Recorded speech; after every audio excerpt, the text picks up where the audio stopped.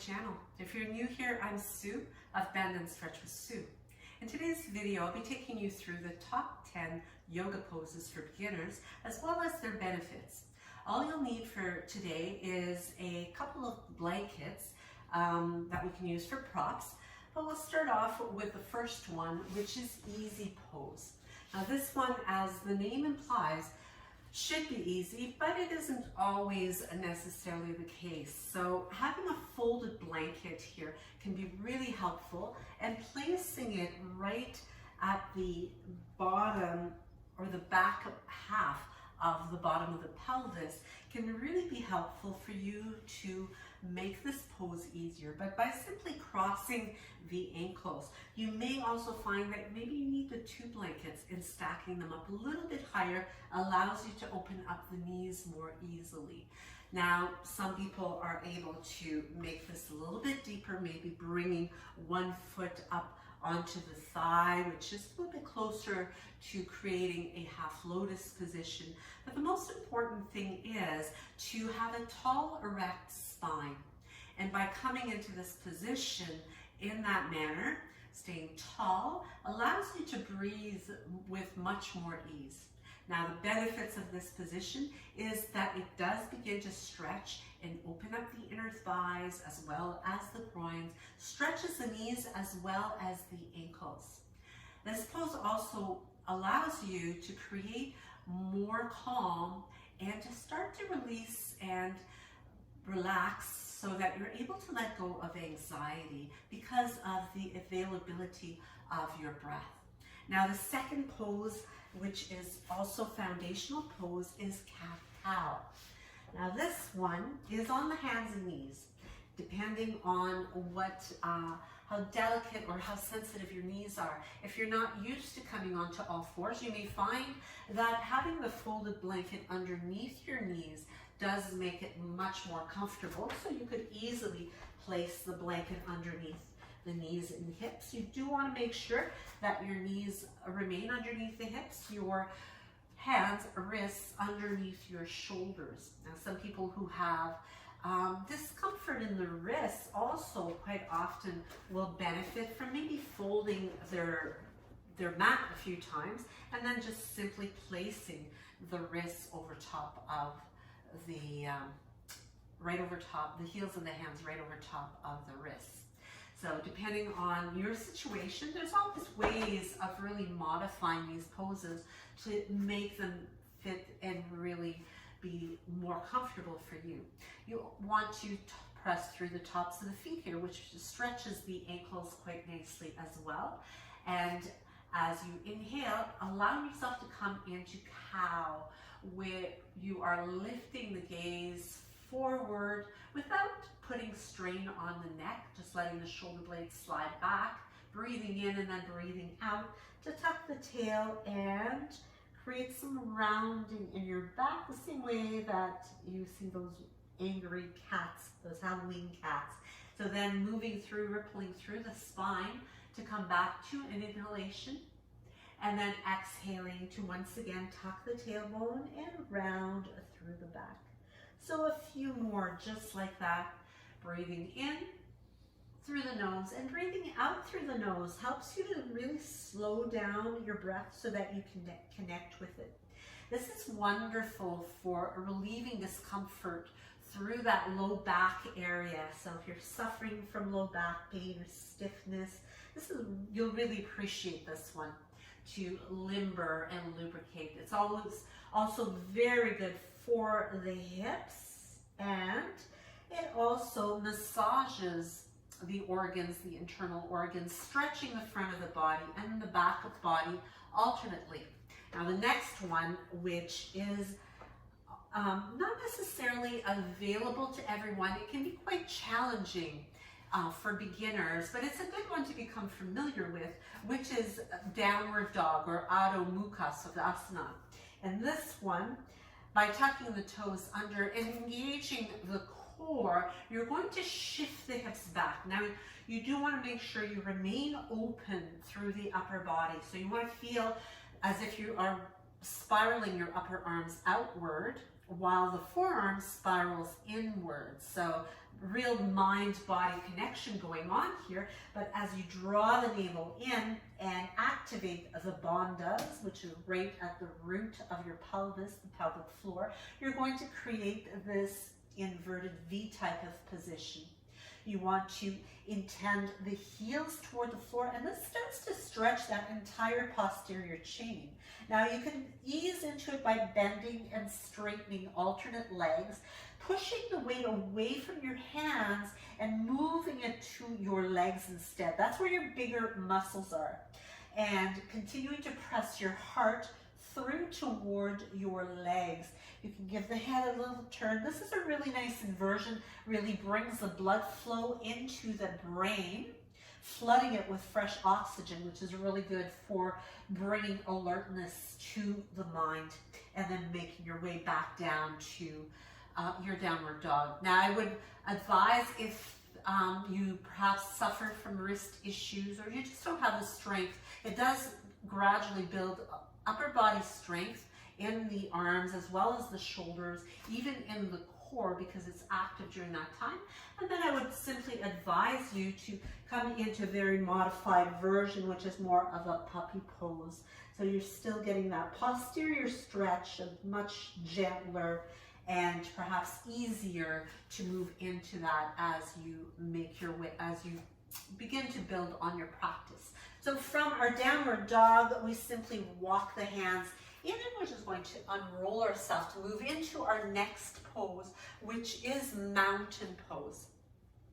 Now this one is very simple, as you plant the feet directly underneath the hips, and you want, meaning the inner hips, so the hip bones line up with the ankles. As you roll the shoulders back and allow the arms to hang at your sides, there's just a slight turn of the palms forward, which might feel a little bit odd if your posture is not as it should be. You might find that you're rolling forward a little bit more, which begins to turn the hands back. So this may feel a little counterintuitive, but over time of practicing, this really helps to develop strength in the legs as well as the core, and helps to improve your posture. So this is a great one to practice in order to develop that strength. It also helps with developing more balance through the feet. So if you suffer from flat feet or even sciatica, this is a really good one to bring the body into alignment, improving the posture, and then helping to relieve some of the back discomfort that you might be experiencing. Moving from here, we'll come into a balance, which is quite a common one, and that is tree pose. Now, starting with that firm foundation of mountain pose, we simply bring, we'll start with the right foot alongside either the ankle, so you could, as you begin, just keep your toes on the floor and bring the rest of the foot alongside the ankle. The important thing is to turn the knee outward so that your hip bones are still facing forward. Your knee, if the hips are tight, might want to point forward, but you're going to gradually work on pointing that knee off to the side, which stretches the thighs, also gets a little bit into the groin, and allows you to really work on developing improved posture and strength through legs and core. As you bring the palms to the heart, you could stay here, or you might wish to float those limbs up to make it a tall tree, whether the hands stay together, or you could separate them. Quite often, beginners have a lot of stiffness in the shoulders, so bringing the hands together might make it much more challenging. So you may want to separate the hands and then completely release as you bring the foot back under the hip and bring the arms back at your sides. Now let's move on to the opposite side. So again, same option here, foot alongside the ankle, or maybe exploring taking that foot alongside your calf.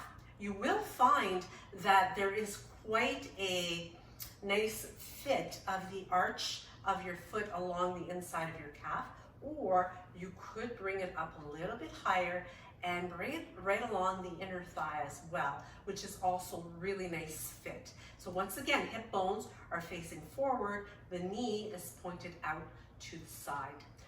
Keeping the palms at your heart, or perhaps floating those arms up overhead, keeping the palms together, or separating your limbs. So if you're wobbling a little bit, that's perfectly natural. I mean, even the trees outside are swaying in the breeze, so that's okay. It's really about developing that concentration. It really helps with the focus while creating a lot of strengthening throughout the body. So as we release that, coming back to mountain pose, we'll make our way back down to the hands and knees, and then pressing our way back into child's pose. Child's pose extends the arms either out in front, or you could make it a classical child's pose by bringing the arms at your sides with the palms turned up and having that sense of separation between the shoulder blades. They feel as if they're sliding into the sides of the body, and it really creates a nice release of your upper back tension. Now this pose is extremely beneficial anytime that you are practicing yoga, and you might find yourself maybe getting a little bit exerted as far as energy, and you need to reset. This is a great one to come to. It's very soothing and calming, and you will find that the breath is maybe a little bit more difficult. Now, the breath, because of the compression that goes on between your upper body and your legs, there's more compression that forces the diaphragm and those breathing muscles, the intercostal muscles, even the abdomen, to have to work harder to get the breath in. And if that doesn't feel very comfortable for you, or there's too much compression perhaps for the knees, moving up onto the knees, coming a little further forward, can modify child's pose so that you can feel less compression, not only in your knees, but also in the abdomen, making it a little easier to breathe. Maybe that it's a matter of elevating the head a little bit higher as well. So you could use yoga blocks, or maybe one of those blankets where you simply have some added height so that you can bring the forehead down to that support, making it easier to achieve that child's pose. So again, as I mentioned before, there's always a way of modifying the poses to make them accessible to everyone. Now, as you come down to your prone position, so coming onto the front of the body, we'll bring ourselves all the way down and bring the hands just outside of the ribs. Now you want to lengthen your legs here, and also feeling a little bit of a tuck through the tailbone. So that means there's going to be engagement in the pelvic floor as well as your lower abdomen to protect the lower back as we keep the hands by the ribs and the elbows tucked in. Quite often what I see is the elbows flaring out to the sides simply because there's not a lot of strength in the arms. So as you draw those elbows in, you can reduce the amount of lift here. You could simply come up into a little baby cobra, making sure that your shoulders stay down so that the neck stays nice and long, pressing through the tops of the feet, engaging the glutes really helps to strengthen the buttocks, and this helps to create flexibility in the back. Now, if you have more strength, you might be able to press up higher or anywhere in between. So from being all the way down, maybe halfway, or maybe up a little bit higher, but still keeping those elbows in and keeping the neck nice and long. This is great for opening the chest and really allowing you to get more oxygen into the body. Very strong and energizing pose. So be sure to use the modification that suits you the best. Now, as we continue to move along, we'll come into Cobblers Pose, which is also known as Bitilasana or even butterfly. as it's known in the yin practice. So once again, if you're finding that you're kind of rolling back and you have difficulty having that tall, erect spine, I would advise you to sit halfway on that blanket and then bringing the soles of the feet together.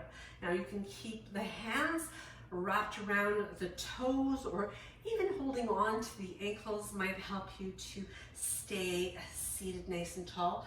Or if you do feel that you're really struggling to stay upright, you could even take the hands behind you and have them nice and close so that they prop you up and you're able to stay open and remain tall. This one, similar to easy pose, allows you to breathe with much more ease and allows the knees to open up as well. So as you soften on your exhale and you relax, you may find that the knees start to come closer and closer to the floor. There's no need to force them down. You could just breathe through here and just enjoy the stretch, pressing those soles of the feet together. So in this one, you are stretching those inner thighs, you're stretching the groins. The knees certainly get a good stretch here as well. And this one is even good for stimulating the endocrine system so that you do improve that hormonal balance. So many benefits with all, I'm just touching on a few of them with each one of these poses. You can look in the description down below and see some of the additional benefits, but I do encourage you to do some research, and just such a vast amount of benefits, too many for me to cover in this one video. Now, as you release this Cobblers Pose, we can come into seated forward bend. So once again, forward bend, you do want to have the starting out with the spine tall and erect. Now, again, option to have your folded blanket and sitting on a portion of it. So you can see I only have about half of the pelvis. So that helps to prop me up and keep me that way. Now, if the hamstrings are very, very tight, it's going to be difficult for me to remain this way with any amount of comfort. So I would advise you, as you begin and you gradually work on loosening the hamstrings, to maybe even take your second blanket and place it behind the knees. And in this position, you can allow yourself to come into this Bitilasana, which is a seated forward bend. This one, depending on how flexible you are, is going to depend just how far forward you come. And it really isn't about trying to get your nose down to your knees or your shins, but it's more about creating a nice opening through that posterior chain. So you'll certainly feel this, or you should feel this in the hamstrings, even the attachment points and glutes, but you should not feel pulling in your lower back. So that's where bending the knees can make it much more comfortable. Now, if that's not an issue for you, you can just gradually allow yourself to rest. You could hold on to the ankles or the shins, knees, whatever you can reach. You could even have a strap beneath the soles of the feet to draw you down a little bit further. And use your breath so that when you inhale, you are creating length. And then when you exhale, you are allowing more depth. And as we let ourselves remain here a little bit longer, there is that compression through the abdomen once again, especially as you fold deeper, very similar to the child's pose, where you are massaging those internal organs, which really aid in digestion as well as elimination, and then slowly making your way back up again.